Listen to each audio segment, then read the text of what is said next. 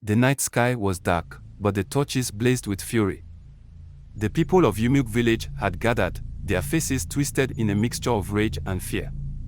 In the center of it all, Odogwu, the wealthiest man in the land, was tied to a massive iroko tree, his once majestic agboda soaked in sweat and dirt. "I will confess. I will confess." Odogwu screamed, his deep voice cracking under the weight of fear. Elder Okonkwo took a step forward, his walking stick pressing into the dusty ground. "Then speak, Odogwu. Tell us what you have done." Odogwu's eyes darted around the crowd, searching for mercy. But there was none. "You all think you know me," he began, his voice trembling. "You think I am a generous man, a builder, a provider. But you do not know the price of wealth." A murmur rippled through the villagers. Women clutched their wrappers. Children hid behind their mothers. Elder Okonkwo's voice was sharp. "Then tell us, what is the price?" Odogwu's lips trembled. "The blood of the innocent." A horrified gasp spread through the villagers like wildfire. "The houseboys," someone whispered. "The missing students," another voice said. Odogwu's head sank. There was no use hiding it now. But this story was not just about how he was caught. This was a story years in the making. And it all started with a single deal, and one boy who refused to die. Years ago, Odogwu had not always been rich. He was once a struggling trader with debts hanging over his head. But then, he met the old priest. The man had one condition for his wealth: sacrifice someone every year. A houseboy. Someone no one would look for. And so it began. Odogwu built many schools. He claimed it was to help the community. But after every semester, one student disappeared. At first, no one noticed. A student dropping out. Perhaps they traveled. Perhaps they fell sick. But the pattern continued. First was Chima, the quiz champion who never returned. Chima was a bright boy, the pride of his school. He had just won the inter-school quiz competition. To celebrate, Odogwu sent a large basket of foodstuffs to his family: rice, yam, palm oil, and goat meat. His mother, overjoyed, prepared a feast. The next day, Chima went to school but left midday, clutching his stomach in pain. "It must be food poisoning," the teacher said. His parents agreed. That evening, his father rushed him to the herbalist's hut. But Chima never made it. "A strange illness," the herbalist muttered. The village mourned. No one suspected Odogwu. The next student was Amoka, the girl who never came back. Amoka was a quiet girl, a brilliant student. She went home for the term break, promising to return. But when school resumed, her seat was empty. Her mother later told people she had fallen mysteriously ill and passed away. It started with fever, she had said. Then, she stopped talking. Stopped moving. Her parents buried her quietly. No one thought it was odd that the last person to speak to her was Odogwu, who had given her family money for hospital bills. And another student, Ifani, the star athlete who vanished. Ifani was the school's best runner. He had just won a national sports competition. The principal invited Odogwu as the guest of honor at the award ceremony. That day, Odogwu shook Ifani's hand and whispered something in his ear. That night, Ifani left home, saying he was going to buy something. He never came back. His mother searched for him, but no one had seen him. Rumors spread. Some said he had run away. Others said he had been kidnapped. No one looked at Odogwu. Odogwu owned the biggest shop in the market. His neighbors were hardworking traders, but over time, strange things happened. First, it was Uche, the farmer who lost everything. Uche was a yam seller. His farm produced the best yams in the entire village. One season, he had a bountiful harvest. He stacked his yams in storage, ready for sale. That night, a strange sickness struck his household. His wife collapsed with fever. His young son fell into convulsions. Uche spent the entire night at the herbalist's hut, praying for their survival. By morning, He rushed back to his yam storage, only to find it empty. Every single yam was rotten. "It's the spirits," the villagers whispered. Uche, desperate and broken, sold his farmland for half its value. And the buyer? Odogwu. Next was Motsi Okafor, the factory that burned to ashes. Motsi Okafor was a palm oil merchant. He had worked for 20 years to build his factory. But one fateful night, a mysterious fire engulfed it. People gathered, watching in horror as the flames devoured everything. The next day, the elders investigated. It must have been an electrical fault, they concluded. But Motsi Okafor swore he had turned off the main switch before leaving. With nothing left, he took a loan from Odogwu to restart. But as time passed, he could never repay. And slowly, he became just another worker in Odogwu's empire. Then it moved to the houseboys. The first was Ikin, who went missing on the exact same day Odogwu bought his first mansion. His cook, Mama Chinyere, had been the first to notice. One night, she was scrubbing the kitchen floor when she saw drops of blood leading to the backyard. She followed the trail, heart pounding, but before she could investigate further, Odogwu appeared. "What are you doing out here at this time?" His voice was calm, too calm. She stammered, "I was just, go to bed, Mama Chinyere." That night, she didn't sleep. The next morning, the youngest houseboy, Ikin, was gone. Odogwu claimed he had sent him to the city for school, but no one ever heard from Ikin again. Each time a boy disappeared, Odogwu became richer. He built schools. He paid for village feasts. No one dared to question him. But then, the whispers started. The next was Asubike. Odogwu's head guard, Asubike, had worked for him for years.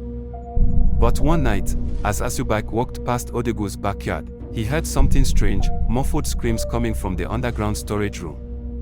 Curious, he stepped closer and peered through a small hole in the wooden door. What he saw made his blood freeze. Odogwu stood over a young boy, gagged and tied, a knife in his hand. Asubike's heart pounded. He stumbled backward, knocking over a clay pot. The sound echoed. Odogwu's head snapped up. "Who is there?" Asubike ran. The next morning, his body was found floating in the village river. The official story was that he drowned. But the villagers noticed that his tongue had been cut off. Chibuzo, the boy who asked too many questions. Chibuzo was 14 when he was brought to work for Odogwu. One night, while cleaning the inner chambers, he found a hidden door. Curious, he peeked inside. What he saw made his blood run cold. Human skulls, stacked like firewood. Blood-stained clothes. Ritual symbols painted on the walls. Terrified, Chibuzo ran. He never made it past the front gate. The next morning, Odogwu told the villagers that Chibuzo had stolen from him and run away. No one questioned it. Then came Emeka. Unlike the others, Emeka was not easy to break. The night Odogwu prepared to sacrifice him, something went wrong. As the ritual chants filled the air, Emeka's body convulsed, but he did not lose consciousness. Odogwu's eyes widened. The boy was fighting back. In the flickering candlelight, Emeka suddenly opened his eyes and spoke. "You chose the wrong one, Odogwu." Odogwu staggered back, shaken. Emeka's voice was not his own. It was deep, ancient, powerful. The candles blew out. The room turned ice cold. Then, the walls began to crack. Odogwu tried to flee, but the spirits were already there. Emeka did not die. Instead, he vanished. 3 days later, he returned. But he was no longer the same. Odogwu had always been untouchable. His wealth protected him, his power silenced those who doubted him, and his influence made sure that no one ever looked too closely at the strange disappearances that trailed behind him. But the night Emeka returned, everything began to crumble. Odogwu told himself that the boy must have escaped, but deep down, he knew better. 3 days later, Emeka returned. But he was not the same. He was found standing in the center of the marketplace, barefoot, his eyes distant. He looked sickly, his once dark skin now pale and ghostly. But what frightened people most was his silence. He did not speak. He just stood there. And when traders approached him, trying to shake him from his trance, he simply said, "Odogwu's time is up." Then, he collapsed. People rushed to help him, but when they tried to lift him, his body was as cold as ice. The whispers began. What had happened to Emeka? Why had he returned like this? And most importantly, why was Odogwu so afraid? The first real sign that Odogwu was losing his grip came just 2 days after Emeka's return. For the first time in years, Odogwu's shop did not open. The massive double doors of his warehouse, where he stored his goods, remained locked. His workers stood outside, confused, waiting for him to arrive. When Odogwu finally came, his face was pale, his eyes bloodshot. He unlocked the doors with trembling hands. But when he stepped inside, he staggered back in horror. Everything was ruined. His bags of rice were torn open, spilling onto the floor.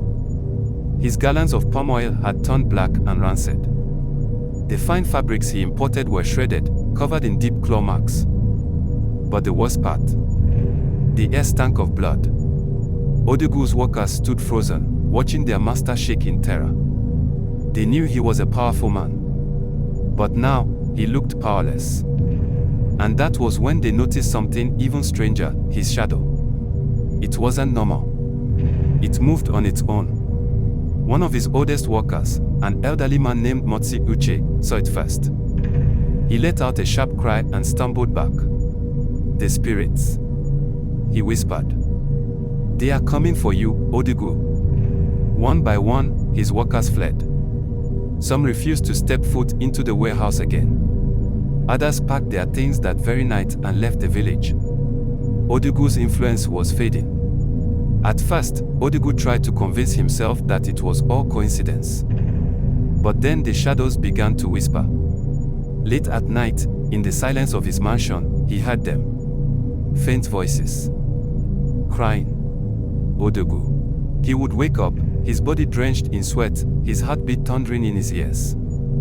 He would rush to his doors, call out to his guards, but the guards were never there. Because they, too, had left. One by one, his servants abandoned him. His cook, his driver, even his bodyguards, they all vanished without a word. They had seen too much. They had heard the whispers in the corridors. They had seen shadows moving when no one was there. They had woken up in the night to the sound of boys crying, though there were no boys in the house. And so they ran. By the end of the week, Odogwu's once grand mansion was empty. Except for him. And the ghost. Odogwu stopped sleeping. Every night, the hauntings grew worse. The whispers turned to laughter. The crying turned to screams. One night, he woke up to see them. The boys he had sacrificed. They stood at the foot of his bed, their faces pale and lifeless. Their eyes black as night. "You thought we were gone," one of them whispered. Odogwu tried to scream, but his voice failed him. "You stole our futures." The shadows in the room grew darker.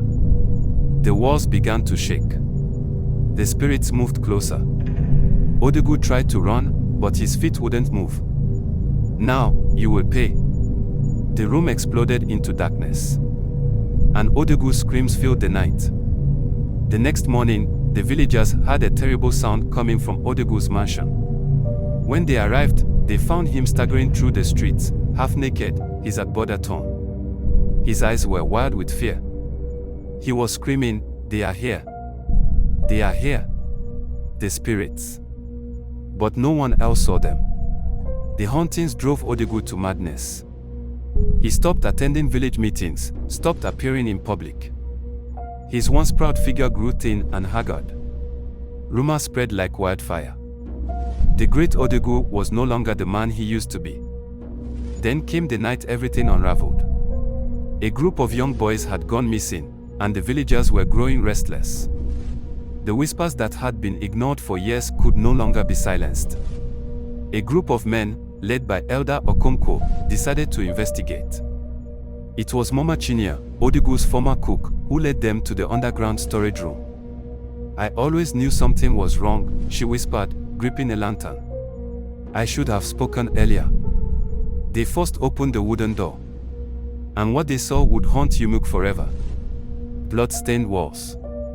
Human bones stacked in a corner. Ritual markings drawn in dark red. A foul stench of decay that made even the strongest men gag. And in the center of it all, a fresh sacrifice. The boy was barely breathing, his wrist bound, his body covered in strange cuts. He opened his eyes, saw the villagers, and choked out one word, Odogwu. Rage erupted like wildfire. The villagers stormed Odogwu's mansion, dragging him out into the night. He screamed, begged for mercy, but there was none. And that was how he found himself here. Tied to the iroko tree. With the entire village watching. You have spilled enough innocent blood, Elder Okonkwo's voice was cold. Now, the spirits have come for you. Odogwu trembled, his once commanding voice now a whisper. Please, let me go. I will give you all my wealth. My land, my gold. Elder Okonkwo shook his head. You do not understand, Odogwu. A gust of wind howled through the village square. The torches flickered wildly. You are no longer ours to punish. Odogwu's eyes widened. W what? And then, from the darkness, the voices began again. The laughter. The crying. The whispers of the boys he had sacrificed. Odogwu, your time is up. A shadow moved behind him, one that did not belong to any man. And then, the screaming began. But when dawn came, and the villagers returned to the iroko tree, Odogwu was gone. Only his agbodo remained, soaked in blood. And from that day forward, the people of Umuokwe never spoke his name again. But if you ever walk near the old iroko tree on a quiet night, they say you can still hear the whispers. And if you listen closely, you might just hear Odogwu screaming.